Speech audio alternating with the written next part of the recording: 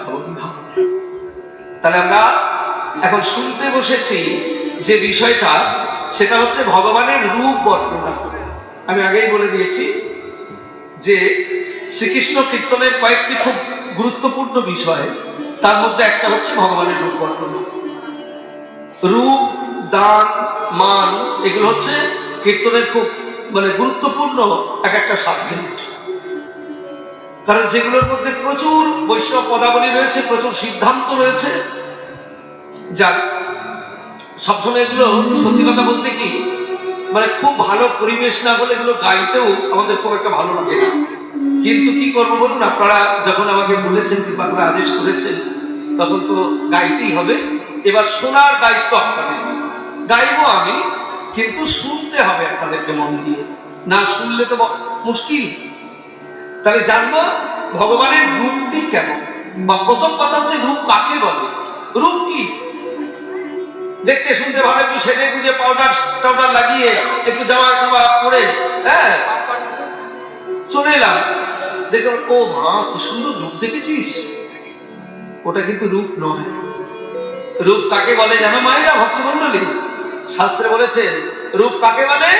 অঙ্গান্ন ভূষিতান্নেব কেনচিৎ ভূষণাদিনা যেন ভূষণবৎ ভাতি তদ্রূপমিতি কচ্ছতে। অঙ্গে কোনো ভূষণাদি না থাকিয়া যে অঙ্গ সকলকে সাতিশয় উজ্জ্বল দেখায়, তার নাম হচ্ছে রূপ। ভালো করে শুনে নাও, এগুলো কীর্তন ছাড়া কোথাও শুনতে পাওয়া যাবে না। ঘরে বসে আমায় কেউ বলতে যাবে না।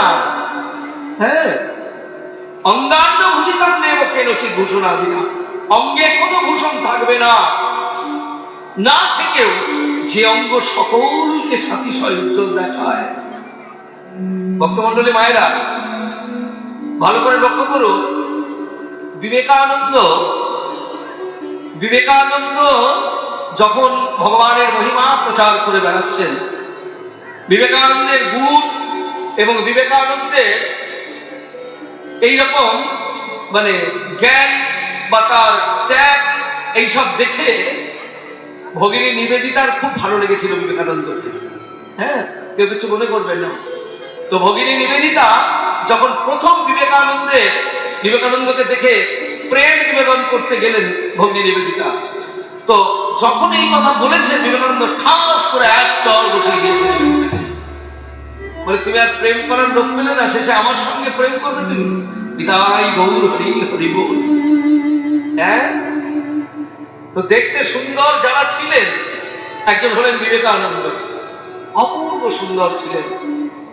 আর কে সুন্দর ছিলেন? বুদ্ধদেব, ভীষণ সুন্দর ছিলেন।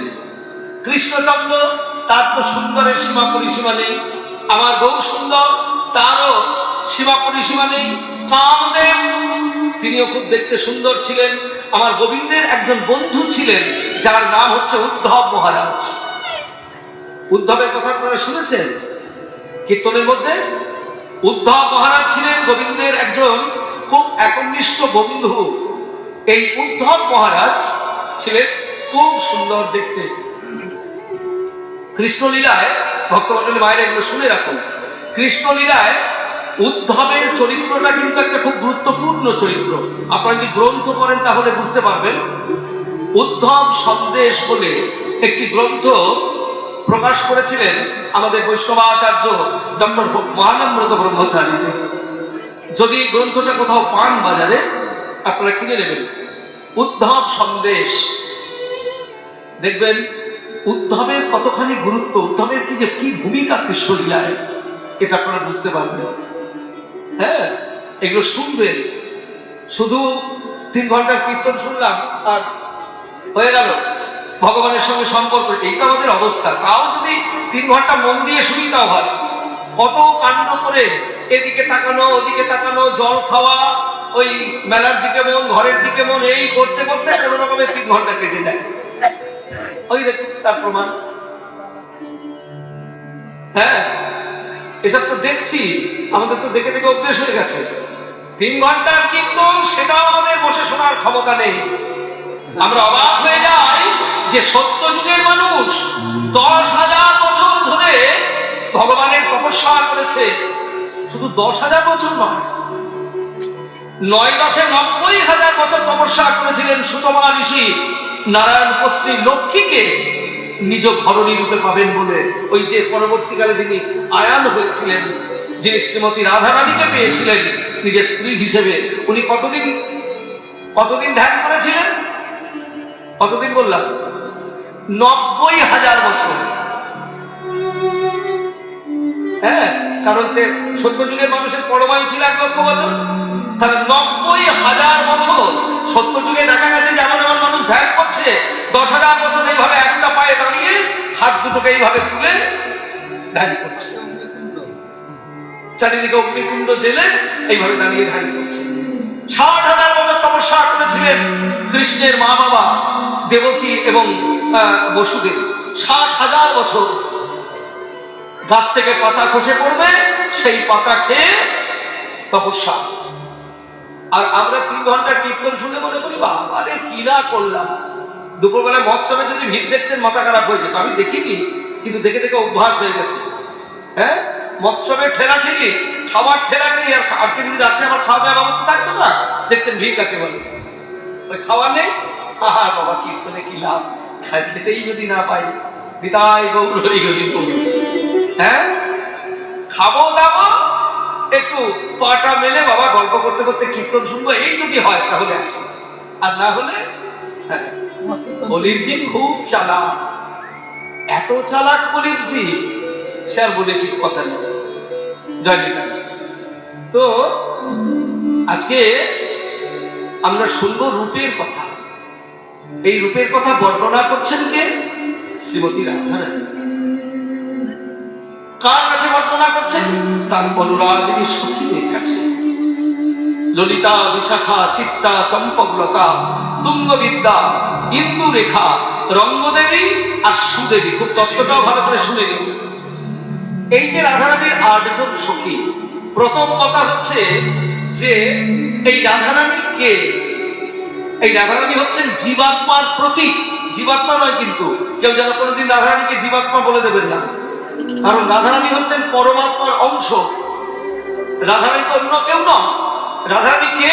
গোবিন্দের বারাবঙ্গ সম্ভূতা, গোবিন্দের এক শক্তি হচ্ছেন শ্রীমতী রাধারানী, যে শক্তির নাম হচ্ছে আল্লাহাদিনী শক্তি। কৃষ্ণকে আল্লাহাদিনী নাম, আল্লাহাদিনী, আল্লাহাদিনীর সারাংশ প্রেম নাম জানি, প্রেমের সর্বস্ব সার আমার রাধা ঠাকুরানী। প্রেম সে বলিতাই চাঁদ কি জয়। তো জীবাত্মার প্রতীক, জীবাত্মা নয়। রাধা শক্তিকে সৃষ্টি করলেন ভগবান, রাধা মূর্তি সৃষ্টি করলেন ভগবান। কেন সৃষ্টি করলেন? ভালো করে শুনে নাও। প্রেমের দ্বারা, প্রেমের দ্বারা, মধুর রসের দ্বারা ভগবানকে আস্বাদন করা বা ভগবত কৃপা লাভ করা বা ভগবত ভজন করা যায়, এইটি জগৎবাসীকে জানানোর জন্য। আর নিজের প্রেম ও মাধুর্যটি কেমন, এই সবগুলো জানার জন্য তিনি রাধা শক্তির সৃষ্টি করেছিলেন। তো জীবাত্মার প্রতীক, তাহলে জীবাত্মার প্রতীক যদি হয়, তত্ত্বের দিকে আসুন। মনে করুন আমি একটা জীবাত্মা, হলো, আমার কাছেও কিন্তু 8 জন সখী রয়েছে। সবার 8 জন সখী আছে, আপনাদেরও আছে, আমারও আছে। জানেন তো, যারা কীর্তন শুনছেন তাদেরও 8 জন সখী আছে, আর যারা কীর্তন গাইছে তাদেরও 8 জন আছে, যারা কীর্তনের আয়োজন করেছেন তাদেরও আছে 8 জন সখী। নামগুলো জানেন? আমাদের 8 জন সখীর নাম কি? আমাদের 8 জন সখীর নাম হচ্ছে অষ্টপাশ। 8 দিকে 8 জন সখী ঘিরে বসে আছে। পলাইবার পথ নাই, জম আছে পিছে। ওই অষ্টপাশের বন্ধন ছিন্ন করে যে জন গোবিন্দ চরণে যেতে পারবে, এর জন্য চাই অনুরাগ, এর জন্য চাই ভক্তি, এর জন্য চাই সাধন, এর জন্য চাই গুরু কৃপা, আর এর জন্য চাই নিজের অক্লান্ত পরিশ্রম, প্রচেষ্টা। হ্যাঁ, ভারতবর্ষের মাটিতে জন্মগ্রহণ করেছি আমরা, কি সৌভাগ্য আমাদের। বাংলার মাটিতে জন্মগ্রহণ করেছি আমরা, কি সৌভাগ্য আমাদের। যে বাংলার মাটিতে, যে ভারতবর্ষের মাটিতে সমস্ত মহাপুরুষ এসে আবির্ভূত হয়েছেন। এই ভারতবর্ষ শুধু একটা সাধারণ দেশ নয়।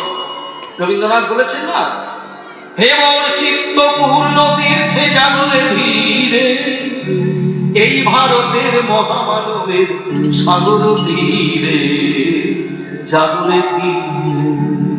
হে মোর চিত্ত, হে মোর চিত্ত পূর্ণ তীর্থ জাগরে ধীরে, এই ভারতের মহামানবের সাগর তীরে জাগরে ধীরে জাগরে ধীরে। হে মোর চিত্ত পূর্ণ তীর্থে, এটা পূর্ণ তীর্থ। বাঙালিরা জানে না, ভারতবাসী জানে না। যেদিন প্রথম, আপনারা শুনে রাখুন এগুলো, আমাদের স্কনের যিনি বর্তমানে ইনচার্জ রয়েছেন বা এখনো পর্যন্ত যার দায়িত্বে স্কন পরিচালিত হচ্ছে, তিনি হচ্ছেন শ্রদ্ধেয় জয় পতাকা স্বামী মহারাজ। হ্যাঁ, তো সেই জয় পতাকা স্বামী যখন প্রথম ভারতবর্ষের মাটিতে এলেন, ভালো করে শুনে নিন কথাগুলো। এই জয় পতাকা স্বামী যখন প্রথম ভারতবর্ষের মাটিতে এলেন, কলকাতা বিমানবন্দরে নামার সঙ্গে সঙ্গে তিনি কি করেছিলেন? সাষ্টাঙ্গে প্রণাম করেছিলেন, একবারে মাটিতে শুয়ে প্রণাম। এর আগে কেউ করেনি এরকম। এগুলো শুনে রাখুন। আমরা তো কীর্তনের মধ্যে আগেই প্রণামের কথা বলে দিয়েছি। এরকম ঠক করে একটা নাকের ডগার বুকে কি চিরিমা প্রণামের, হ্যাঁ, এরকম প্রণাম আমাদের। সাষ্টাঙ্গে মাটিতে শুয়ে জয় পতাকা স্বামী প্রণাম করলেন। সবাই তো হাসছে, কেউ অবাক হচ্ছে, এ কি রে বাবা, এই যে মশাই, আপনি কি পাগল টাগল হয়ে গেছেন নাকি? বলে কেন? বলে আগে কাউকে আমরা এইভাবে প্রণাম করতে দেখিনি, আপনি প্রথমে এইভাবে বিমানবন্দরে শুয়ে প্রণাম করলেন। বলে কেন করলাম জানো? আমি এই প্রথম ভারতের মাটিতে এলাম। এই ভারতবর্ষের মাটিটা হচ্ছে ভক্তিবাদের মাটি। ভারতবর্ষের মাটিটা হচ্ছে, আস্তে আস্তে, ভারতবর্ষের মাটিটা হচ্ছে ভক্তিবাদের মাটি। এখানে ভক্তিরূপী ফসল তৈরি হয়, যার জন্য আমি এই মাটিটাকে প্রণাম করলাম। প্রণাম করে তারপরে আমি পা রাখছি। কিন্তু ভারতবাসীরা এর গুরুত্ব জানে না। এটাই তো দুঃখ, এটাই তো দুঃখ। ভারতের যে সভ্যতা, ভারতের যে সংস্কৃতি, এটা ভারতবাসীরা যেন আস্তে আস্তে ভুলতে বসেছে। এখন ভারতবর্ষের মানুষের শুধু একটাই চিন্তাধারা, কি করে টাকা পয়সা রোজগার করব আর কি করে আমি করে চলাফেরা করতে পারবো। আমার ছেলে, আমার মেয়ে, আমার টাকা, আমার বাড়ি, আমার সম্পত্তি, হ্যাঁ, আমার ব্যবসা, আমার বাণিজ্য, এই করে করে, হ্যাঁ, পিতাই গৌর হরি হরি বল। আরে জয় রাধে রাধে, চালিয়ে যাও এরকম করে করে, দেখবে কোনোদিন বড় হরি ভুবন অন্ধকার। এতদিন আমি আমি আমি আমি করেছ, গুরুত্বই বুঝলে না, মানব জন্মের গুরুত্ব বুঝলে না, ব্যাস জয় রাধে। তো আজকে 8 দিকে 8 জন সখী ঘিরে বসেছে আর রাধারানী বর্ণনা করছেন। সখী রে, জানিস আমি আজকে বিকেল বেলায় ওই যমুনায় জল আনতে গিয়ে আমি প্রাণবধূকে দর্শন করে এলাম। কেমন দেখলি? আমাদের কাছে একটু বলবি না? বলে কেমন দেখলাম জানিস? কি দেখলি? দেখলাম জীবন কালা, গলায় মালা, বাজলো নুপুর পায়। দেখলাম জীবন কালা, ও তার গলায় মালা,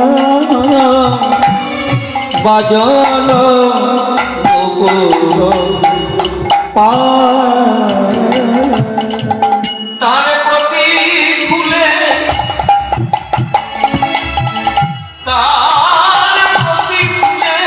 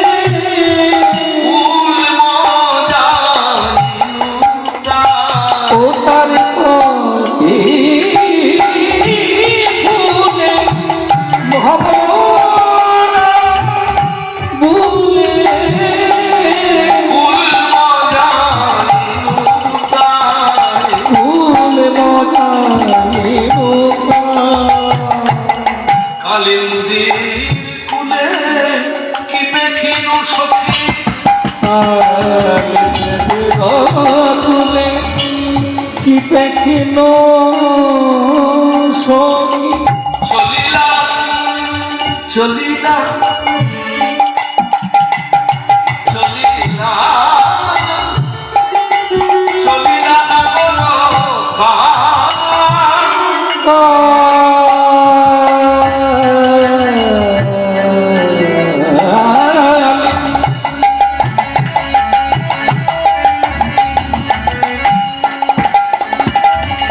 কি পেখিলাম সখী চলিলা নগর যাইতে নারিলা সখী আমার আকুল করিলে ওই ধর্ম নাদিলাম সখী আকুল করিল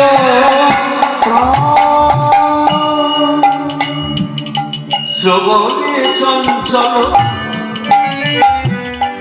মকর কুণ্ড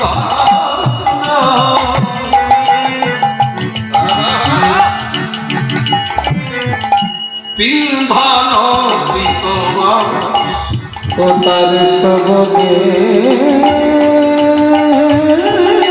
চঞ্চল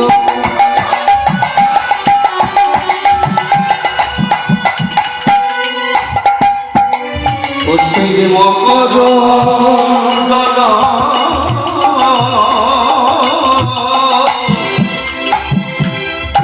পিন্ধন বিতমা ও তার সবকে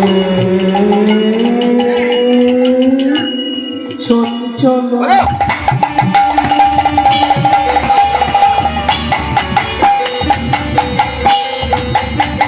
ও তারে মকর কুণ্ডল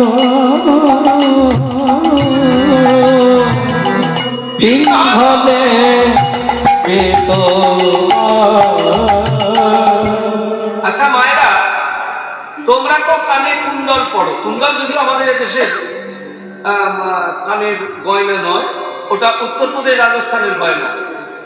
উত্তরপ্রদেশ রাজস্থানে মেয়েরা যেমন কানের গয়না পরে বড় বড়, ওখানে ছেলেরাও কানের গয়না পরে, খুব বড় বড় গয়না। যদি রাজস্থানে যান তাহলে দেখতে পাবেন, উত্তরপ্রদেশে গেলেও দেখতে পাবেন। তো শ্রবণে চঞ্চল মকর কুণ্ডল, গোবিন্দ ওই কানে কুণ্ডল পড়ে আছে, তা কুণ্ডলটা খুব দুলছে। শ্রবণে কুণ্ডল, হ্যাঁ, শ্রবণে চঞ্চল মকর কুণ্ডল পিন্ধন পীতবাস, পড়ে আছে কি হলুদ রঙের চকচকে কাপড়, পিন্ধন পীতবাস। আর কি ও যে রাতায়ুত বল তার চরণ বল ও সেই রাতা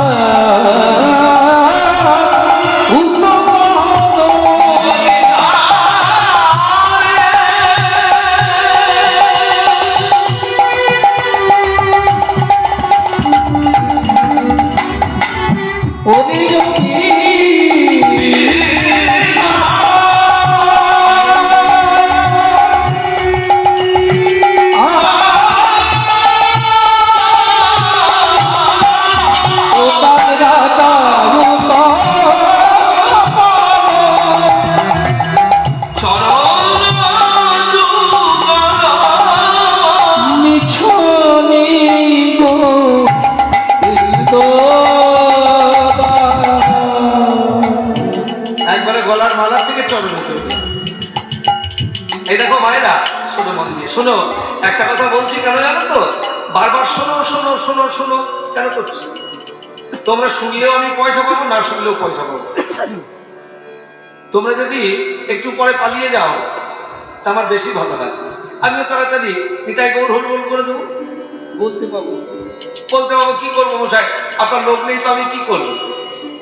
হ্যাঁ, তোমরা শুনলেও আমি পয়সা পাবো, তোমরা না শুনলেও আমি পয়সা পাবো। আমার 3 ঘন্টা কাটানো নিয়ে কাজ।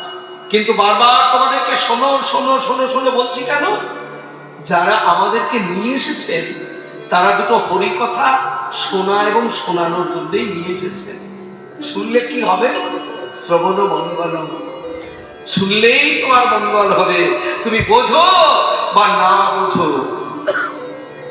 এই বৈষ্ণব পদাবলীর যে কীর্তন, এই কীর্তন এমন মহিমা যে তুমি শুনলেও শুনলে কোনো ক্রমে একবার শুনতে পারো মন দিয়ে, তাহলেই কিন্তু তোমার মঙ্গল হবে। এগুলো কিন্তু কারো ভালো লাগে না। আমি যে কথাটা বলছি না, দেখুন জিজ্ঞেস করে অনেকের কানে ঢুকে যাবে, অনেকের কানে ঢুকে শুনলেই মঙ্গল। যতটুক শুনবে তোমার মঙ্গল হবে। এটা শাস্ত্রের কথা, আমার কথা নয়। এটা যেন কোনোদিন ভাববেন না যে আমি আপনাদেরকে বসিয়ে রাখার জন্য বলছি। শ্রবণ মঙ্গলম শ্রীমদাততম ভুবি গৃহন্তি তে ভুরিদাজনা। গোপী গীতের একটা শ্লোকের কথা। তব কথামৃতম তত্ত্ব জীবনম কবিভীরিতম কর্মশাপকম শ্রবণ মঙ্গলম শ্রীমদাততম ভুবি গৃহন্তি তে ভুরিদাজনা। তোমার কথা শুনলেই জীবের মঙ্গল হয়। বিদায় গৌর হরি হরি বল। হ্যাঁ, তাহলে প্রথমে কি দেখলাম? গলার মালা চিকন কালা। প্রথমে দেখলাম গায়ের রং কেমন? চকচকে কালো। এরকম কালো আপনারা কেউ দেখেন? চকচকে কালো। হ্যাঁ, কালো অনেক দেখেছেন, কিন্তু চকচকে কালো দেখেন। এটা একমাত্র কৃষ্ণেই প্রযোজ্য। চিকন কালা, গলায় মালা, সুন্দর একটি মালা পরে রয়েছেন গলায়। বাজনো নুপুরও পায়, চরণে নুপুর করে রয়েছে। নুপুর ঝুনো ঝুনো বাজছে চরণ, নুপুরও পায়। তার প্রতি ফুলে ভ্রমরা বলে কুল মজাইব পায়। কি সুন্দর কথা! ওই মালার প্রত্যেকটি ফুলে একটা করে ভ্রমর বসেছে, মধুকর বসে গুনগুন করে গান গাইছে। আচ্ছা মায়েরা, ওই ফুলের মধ্যে এত ভ্রমর বসেছে কেন? কেন বসেছে জানো? একে ফুলের গন্ধ, তারপর আবার গোবিন্দের গায়ের গন্ধ।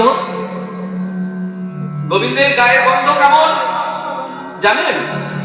গোবিন্দের গায়ের গন্ধ কেমন কেউ শুনেছেন কোনোদিন কীর্তনের মধ্যে? আর যদিও শুনেছেন মনে নেই।